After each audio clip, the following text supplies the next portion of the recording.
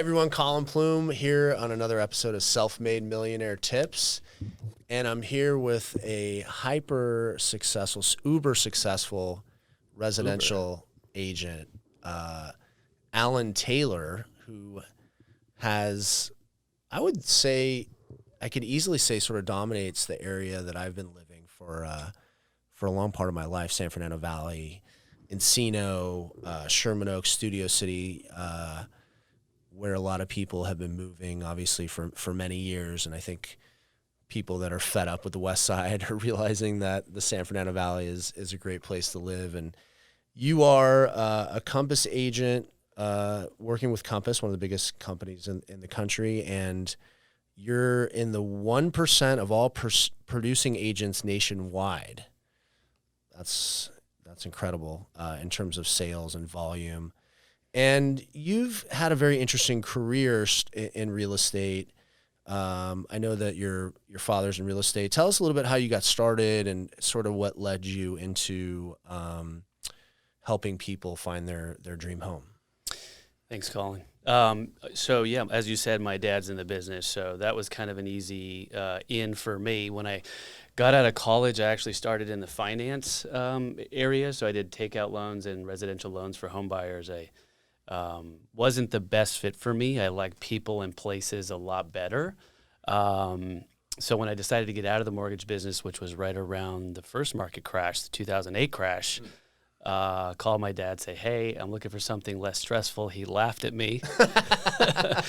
And he said, come on over and try residential real estate. So about 2007 is when I got into that aspect of the business and found myself enjoying so much more connecting people and places and physical things versus numbers on a piece of paper. So it was a really good fit for me. I love seeing houses and going to different places and spaces and stuff like that, and I love people. So it was a good connection for me. Just more natural. The loan, being a loan agent is a lot of paperwork. It's a lot of number crunching. It's a lot of gathering paperwork. And you're a very personal guy, likable, want to be around people. And probably moving around and seeing new houses fits who you are a little bit more, right? Going to tour a house and talking to people at open house, that fits more of your personality, right? No question about it. I mean, I get to represent some of the finest architectural or just beautiful homes on the market, and it's exciting. And it's an exciting process to see the magic of the real estate deal happen. You know, people in search of a home. I mean, it's a noble profession. Helping somebody land the home of their dreams and to create that life and start that lifestyle that they want is such an amazing and rewarding profession and thing that I get to do. But, again, just going back to like these incredible places and spaces and to see how people have remodeled them and what they've done and to see the trend changes over the last, 5 or 6, 7 years in terms of fixtures and finishes and styles and all that kind of stuff. And of course, you get to learn all the different neighborhoods and locations and views and schools and all that stuff. So for me, that's just fun stuff. Yeah. And speaking of trends, what are you seeing in terms of how people are setting up their house? A lot of people working from home now? How we're living has changed, right? Since the pandemic. I mean, a lot of people are at home. Totally. Have you seen that shift in how people are living and how they're setting up their future home? For sure. I mean, during the pandemic, what we realized is that people were going to spend all their time at home, and they weren't going to go to the gym. And their office was at home too, right? Yeah, so everything. Your average family that had 2 or 3 kids, they needed bedrooms for those kids, but they also needed a gym and they also needed a place to get their work done, offices. So lots of garage conversions, a lot of ADU development, all that kind of stuff has taken place. And I would say for the most part, we really haven't seen that shift back. I mean, I know people are going back to work a little bit and they're getting back into their offices. So I think the buyer's perspective or the buyer's demand for maybe the extra bedroom isn't quite the same as it was before because they are going back to the gym and they are going back to the office. But yeah, for the most part, people are looking at their home as like the everything. This is where I wake up. This is where I go to bed. I want to have a gym, and I want to have my office, and I need a little bit more space. So, And I need thicker doors so that I can't hear my kids. pretty, yeah, no question about it. I think that was the hardest part for all of us living through the pandemic, trying to work with our kids. I mean, that was just that was a very challenging time. It was a blessing. It was a blessing, but it was also, we're not going to say it. We're not going to say it.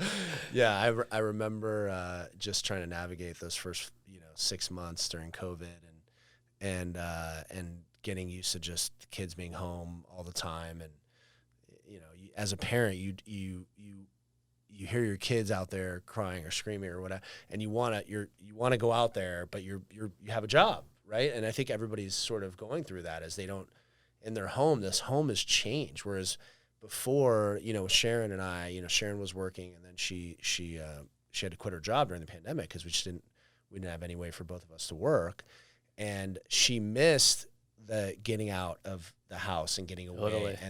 And so during the pandemic, we were all, I think in so many ways we're lucky to have our kids, but it was a challenge to have that separation and to try to do good work and to take a call with kids screaming in the background. So that's, really kind of changed our lives. One thing I've noticed about your career, Alan, is you've taken an approach where you've really focused, and I know other agents try to do this, but you've really tried to embed yourself into Encino, Sherman Oaks, Studio City, Tarzana. How did that approach come about, and how are you executing that with your business daily, yearly? How are you accomplishing that? So, good question. It's a great question, Colin. So first, when I got started in the business, I spent the most amount of my time in the Encino area. I mean, my dad's been a broker since 1977, and I grew up in all the offices. So he was an office manager on the Boulevard, and I would help pass out flyers, and I would, do whatever marketing work, pre-listing packages and stuff like that. So I was always in the Encino area, and he lived in Encino. All my family is multi-generational from the Sherman Oaks and Studio City area. When I got started in the real estate business, my dad was living in Sherman Oaks. So it just made sense geographically speaking, because that's kind of where we're from. Right. And then, one of the best ways to develop your business as a real estate practitioner is geographically, right? Because if you think about the amount of time it takes to develop synergy and a brand and a name recognition, you see like some of the most successful real estate agents basically are geographical farmers. Right. So they pick an area and they try to get all the listings, and then from there it just grows and grows and grows. So between the combination of growing up in the area, my father being in the business, and then doing the geographical based farming, and we could talk more about that if you want, all the stuff that we did. I mean, just the ways to connect with people in your community. Talk about that. How are you doing? Because it's easy to go, well, I'm going to focus on Sherman Oaks. I'm going to focus on studios. I mean, everybody wants to focus on those everybody areas, wants right? the market share. Yeah, of course. Yeah, those are all the homes are, I don't know what the average home in Sherman Oaks is. Over $1 million. Over $1 million. So everybody wants it there. Way over $1 million. But how do you bridge that gap? Almost $2 million. It could be $2 million. How do you bridge that gap? I mean, there's the traditional digitals, and there's flyers, but you got to do more than that. Yeah. Right? I mean, you have to do more. How are you able to do that? How are you able? What's separating you from your competitors? Well, so I mean, I have to go back to the way that I built the business, right? First, and there's two ways to do it, right? Well, there were two ways to do it back then. This is before social media and digital marketing and stuff took off, but one was to just literally go door to door to door and just say, "Hi, I'm Alan Taylor, and I wanted to see if you're interested in selling your house," Door knock, and just door knock like crazy. Well, there's two door knocking, and the other door knocking approach was, "Hi, my name's Alan Taylor, and I'm part of the Neighborhood Watch, and I want to help out," and blah blah blah. So, how did I do that? It wasn't even a neighborhood that I lived in. I just sent a letter to a neighborhood when I was just getting started in the business, and I said, "Hey, I want to help out. I'd love to do a charity garage sale, raise some money for the neighborhood." Just totally sent a letter out, and this lady called me up and she said, "Hey, I'm a block captain, and I'm trying to build this neighborhood watch." And I said, "What's a neighborhood watch? What's a block captain?" I had no idea that neighborhoods are these like living and breathing things. They have all sorts of issues, from crime to sidewalks that are all broken up, to neighbors filming too much, to trees that are falling over and are diseased and could cause property damage, to stop signs that need to get put up, to roads that need to get repaved. So they're real like things that like nobody's really helping out these homeowners with. So I just teamed up with this lady and kind of learned early on in my profession how to connect in a way that made sense for me. I mean, the law of reciprocity, right? It's probably one of the most important universal laws that there is, right? You give unconditionally because it's the right thing to do, and you want to help people, and it just turns around and comes back to you in spades. So that's my story, and that's how I got started in the Sherman Oaks area, and then it's just kind of mushroomed from there.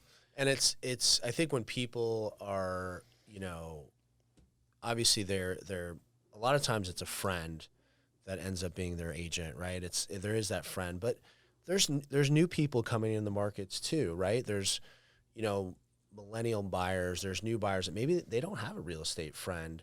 What are some of the new buyers that we're seeing? What's some of the trends? What's happening now? Real estate's been this old business, it's been around, and a lot of people have been slow to change and move. What's changing today? What's happening today in real estate that was different than when you started, and how is it going to impact sales and buyers and sellers in the market? Well, the way we communicate with our potential clients, for sure, right? Obviously, less than 10 years ago, there was no social media. So there was limited ways to communicate with your clients, and I don't think text messaging or SMS was even that big.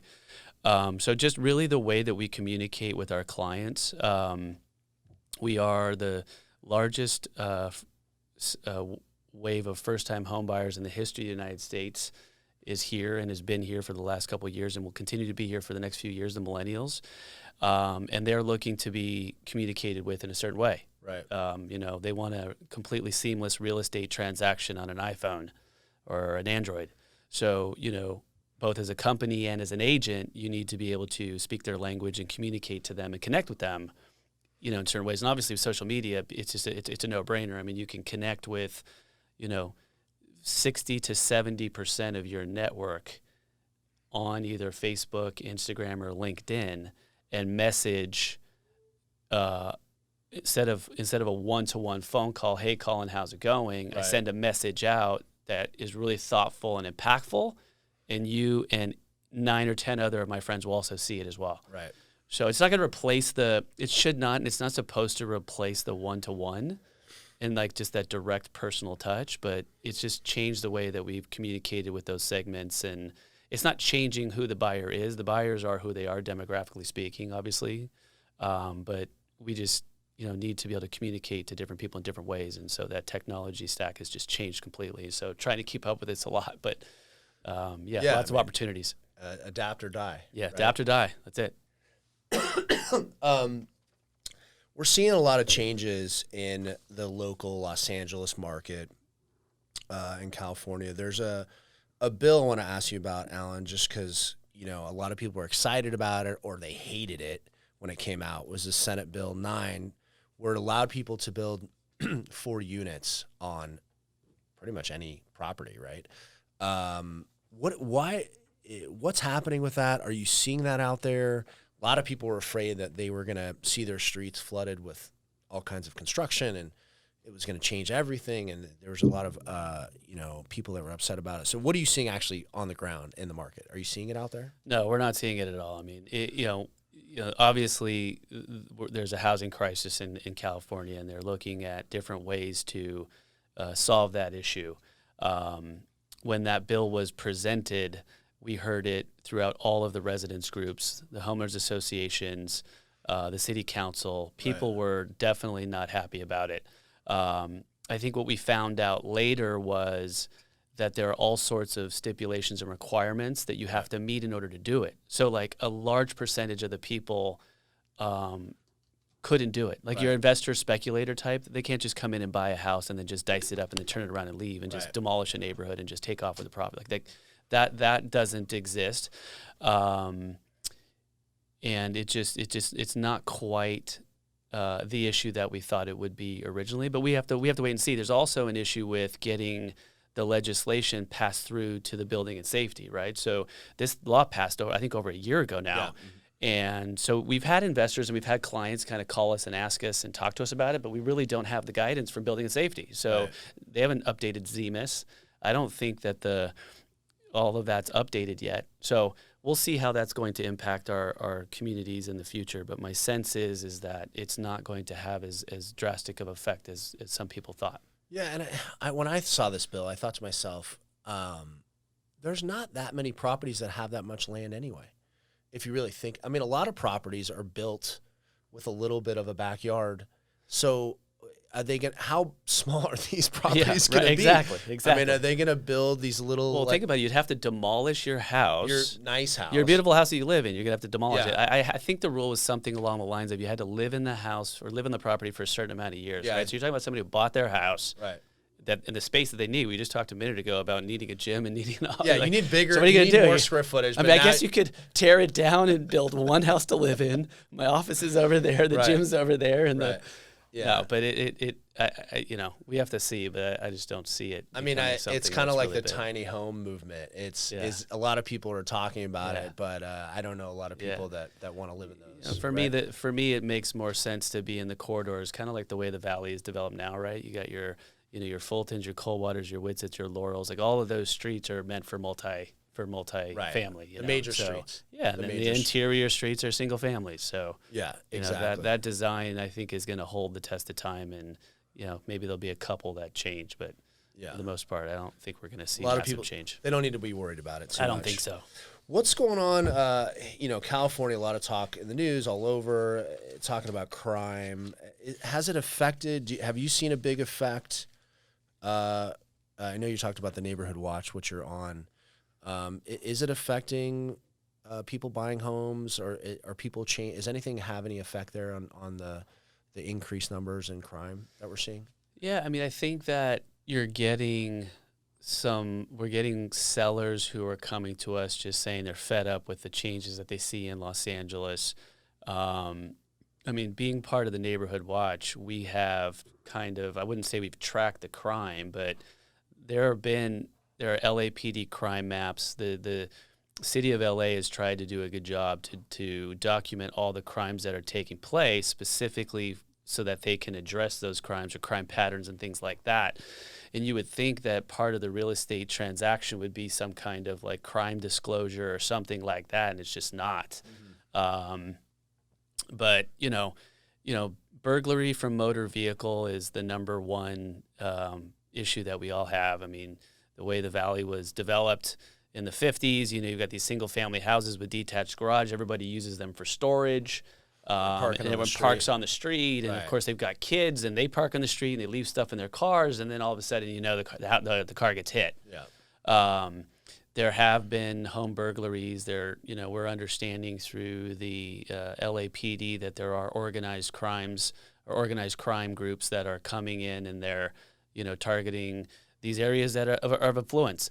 But the reality is like, if you're going to live in the city of Los Angeles, whether it be the San Fernando Valley or Beverly Hills or the other side of the hill, this is just part of life. Yeah. So unless you're going to move kind of far out or further out, it just kind of is what it is. And, like you said earlier, the people that are moving from the west side who can't afford or don't get enough space for their dollar, they come to the valley, and, they just, there's things you can do to kind of prevent yourself from being the next break-in. And obviously, if you get rid of the stuff in your car, you're less likely to get broken into. Be a target, yeah. Be a target, exactly. Yeah, speaking of moving from the west side, I met a couple at an event that bought this beautiful house in Santa Monica a few years ago, and I went to their house, and it was a 1,200 square foot bungalow, and now they have 3 kids, and now they live in Sherman Oaks. There right? you go. I mean, that's the pretty progression. Much that's right. Because they got a bigger house, condo in Brentwood, small Santa Monica starter house. Oh, got to go to the valley. Got to go to the valley, yeah. And which is what my parents did. My parents grew up on the west side too, so that's sort of what happened with them. And 500,000 Californians have left the state in the last 2 years. But you're probably seeing, on the flip side of this, I know it's negative Nancy, everybody, but you're probably seeing people moving here too, right? From out of state. Oh, yeah. Because everything you see in the news is like people are leaving. That's done. California's done.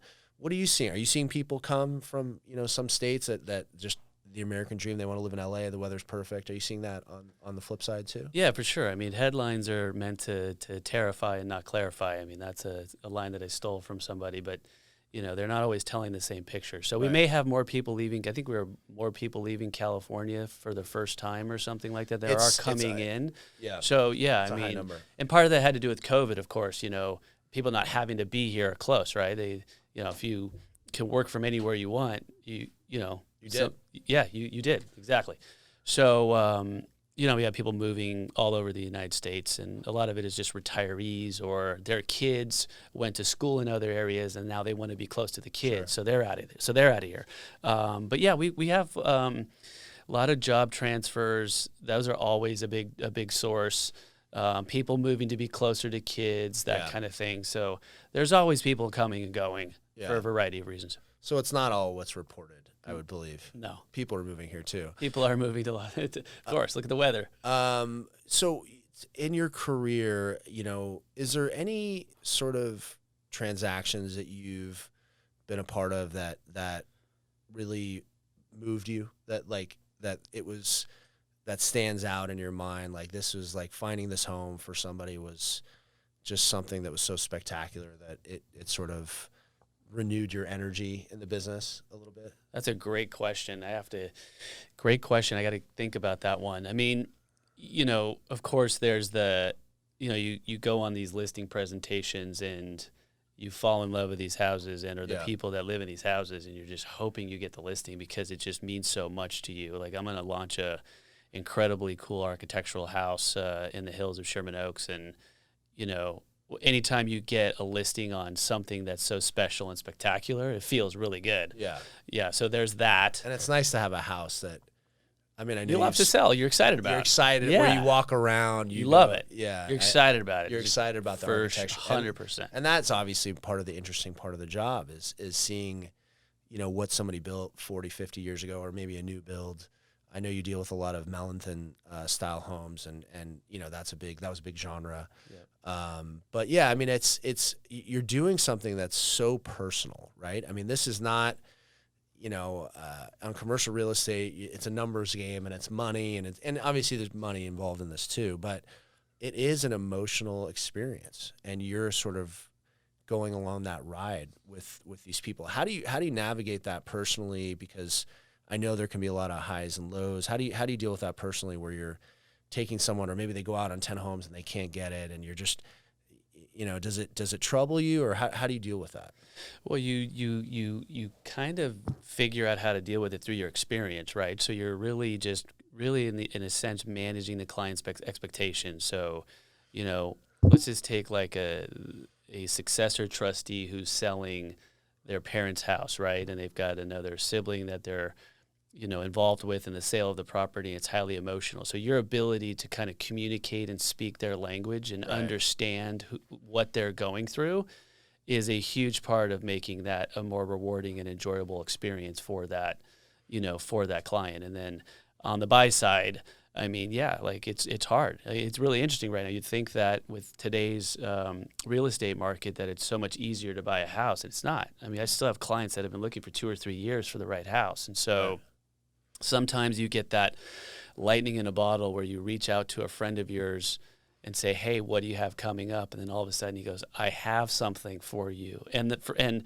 for whatever reason, they're willing to show it to my client off market. My client sees it, they loves it, we do the deal, and they are so ecstatic. Yeah, we've had multiple, probably 10, maybe 12 deals like that in my career where I matched a client in an impossible situation. So we just got so lucky before it hit the market, blah, blah, blah. Relationship, and you put them in. Totally. That's amazing. Yeah, well, it's relationships with other agents, basically. Right. We're in these networking groups with other top agents, and, we've been working this area for a long time, and we know these people, and there's an element of trust and, blah, blah, blah. So that all kind of plays into those kind of things happening. But the experience itself just really helps you kind of understand what your clients are going through, helps manage their expectations, and, partnership. It's all about having a good partnership with your client and just really understanding them and managing their expectations.